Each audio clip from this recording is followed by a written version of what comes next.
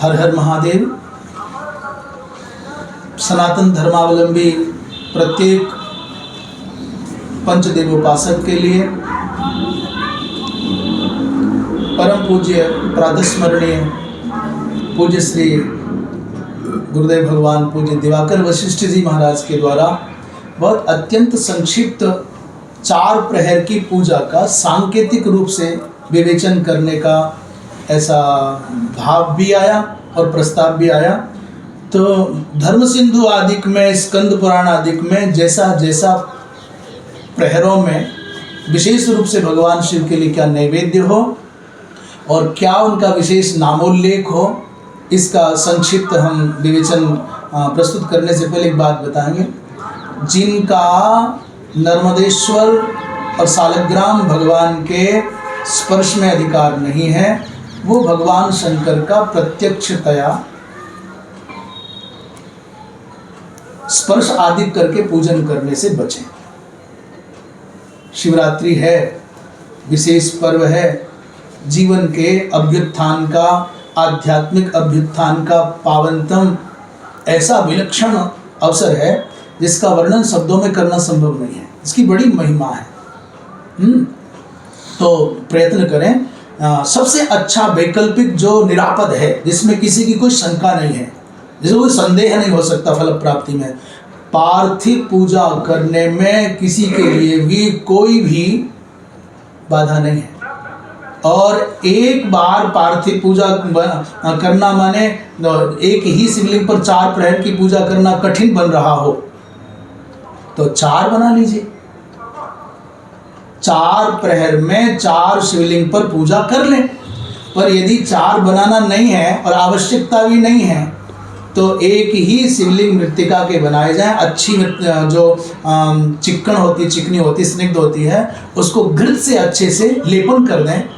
और अभिषेक का बहुत आवश्यक नहीं कि पार्थिव शिवलिंग पर अभिषेक किया जाए। जल से अभिसिंचन कर सकते हैं, जलधारा मत छोड़िए। पुष्प के द्वारा या बिल्वपत्र के द्वारा उस पर अभिसिंचन करते जाएं। जो वैदिक मंत्रों से कर सकते हैं वो वैदिक मंत्रों से करें। जिनको वैदिक मंत्र से नहीं करना है वो महिम्न स्तोत्र के द्वारा कर सकते हैं। और अन्य भगवान शंकर के सहस्र नामादिक हैं, उनसे अभिषेक कर सकते हैं। तो अपने अधिकार की सीमा में ही करें। पार्थिव पूजा सबसे अधिक पुण्यदायक, कलौ पार्थिवी पूजा, उसका कोई विकल्प नहीं है। मृत्तिका से जब निर्माण करने की भावना से भर जाता है व्यक्ति, मृत्तिका खोजने जाता है, उस समय से भगवान शंकर की पूजा आरंभ हो जाती है। मिट्टी खोज रहा है, मिट्टी ला रहा है, मिट्टी तैयार कर रहा है, ये पूजा चल रही है। शिवलिंग को आकार दे रहा है, पूजा चल रही है। प्राण प्रतिष्ठा कर रहा है, अभिषेक करा रहा है, आरती कर रहा है, ये अंत तक। तो पार्थिव पूजा तो निरापद है। दूसरा, यदि मान लीजिए कि पार्थिव पूजा मृत्तिका नहीं मिलेगी, शहरीकरण के कारण, व्यस्तता के कारण संभव नहीं है, दूसरा विकल्प है स्फटिक के शिवलिंग पर सभी पूजा कर सकते हैं। वो चाहे माताएं हैं, बहनें हों और या कोई अनुपनीत आदि हो, तो स्फटिक के शिवलिंग पर भी सबको पूजा करने का अधिकार है। अब अथवा ये दोनों विकल्प सुलभ नहीं है, स्फटिक के शिवलिंग भी नहीं है। तीसरा विकल्प सर्वोत्तम है, भगवान शंकर माता पार्वती का जो परिवार है, जिसमें आकार है। जो शिवलिंग की, नर्मदेश्वर की पूजा नहीं कर सकते, उनके लिए सर्वोत्तम विकल्प है, हम जो बोल रहे हैं वो हमारा बोलना नहीं है, उसे हमारे शब्द ना माना जाए। हम तो केवल इस दृष्टि से यथार्थ का प्रतिपादन कर रहे हैं कि आपकी पूजा में कोई त्रुटि न रह जाए, आपकी फल प्राप्ति में कोई संशय न रह जाए। तो जो सांगोपांग भगवान का स्वरूप होता है, आँख नाक कान वाला, ये तो निराकार है। वो चाहे पार्थिव बनाओ और चाहे ये बनाओ स्फटिक का हो, ये तो निराकार स्वरूप है भगवान का। साकार स्वरूप जो मूर्ति में है, उन भगवान शिव की माता पार्वती के सहित पूजा करने पर भी यथाधिकार पर्याप्त विधि का पालन करते हुए शास्त्रोक्त फल की प्राप्ति होगी, ऐसा कर सकते हैं। और जिनका यज्ञोपवीत संस्कार आदि संपन्न जो हैं, जिनमें द्विजत्व का भाव है, वो तो यथा योग्य पूजा करें। तो प्रथम प्रहर में जो मंत्र हैं, कहते हैं श्री शिवः श्री शंकरः, श्री महेश्वरः, श्री रुद्रः, ऐसा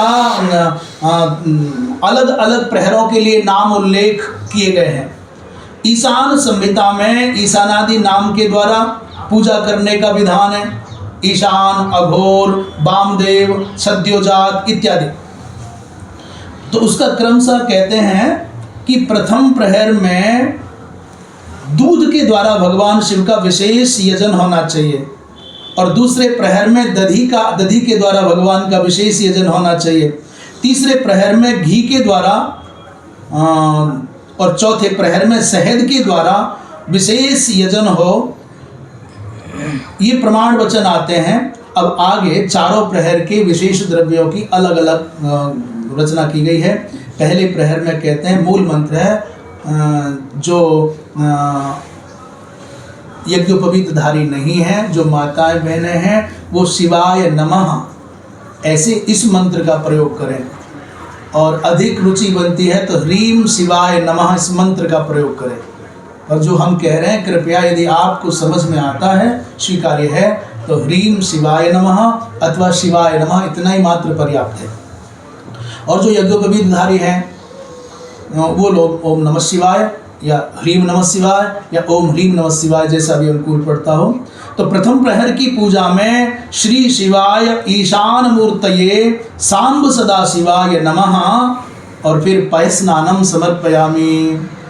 यहाँ चावलों के साथ में कृष्ण तिल के समर्पण का विशेष विधान है और फिर यथाधिकार भोग लगा करके आप अष्टोत्तर शत के द्वारा कमल के पुष्पों से पूजा कर सकते हैं या अष्टोत्तर शत बिल्वपत्र के द्वारा पूजन कर सकते हैं अथवा जो उपलब्ध पुष्प है उसके द्वारा पूजन कर सकते हैं, परंतु अथवा जो अन्य पदार्थ हैं उनके द्वारा पूजन कर सकते हैं।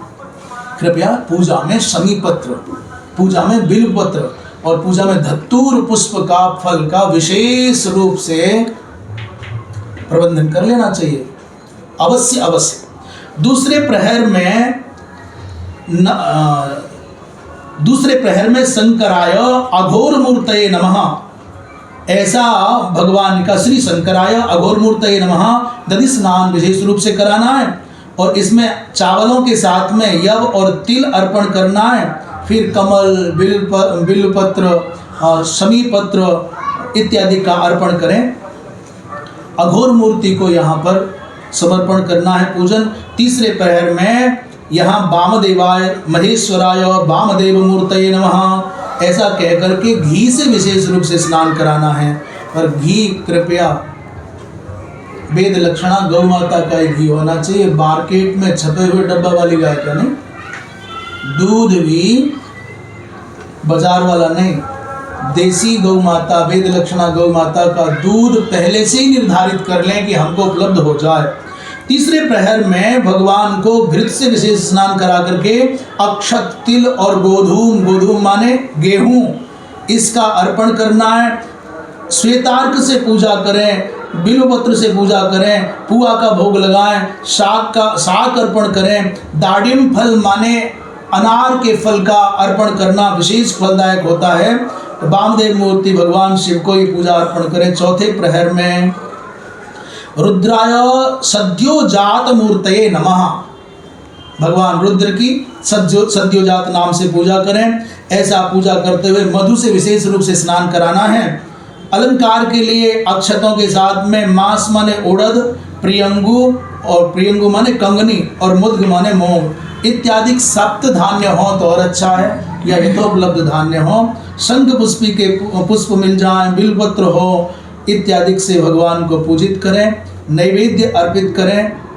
इस प्रकार चारों प्रहर की पूजा संपन्न करके इसमें षोडशोपचार, पंचोपचार, मानसोपचार, राजोपचार, अष्टोत्तर सहस्र नामावली से और समग्र रुद्राष्टाध्याय की एकादशनी से अथवा षडंग पाठ से अथवा शतरुद्रीय मंत्रों से अथवा केवल रुद्राध्याय से अथवा अथर्ववेदोक्त जो रुद्र सूक्त है, रुद्र अथर्व शीर्ष है, शिव अथर्व शीर्ष उसके द्वारा, अथवा महिम स्तोत्र के द्वारा, अथवा शिव सहस्रनाम के द्वारा प्रत्येक प्रहर में सांगोपांग यथोपलब्ध संसाधनों से, संभारों से पूजन करके अभिषेक करें।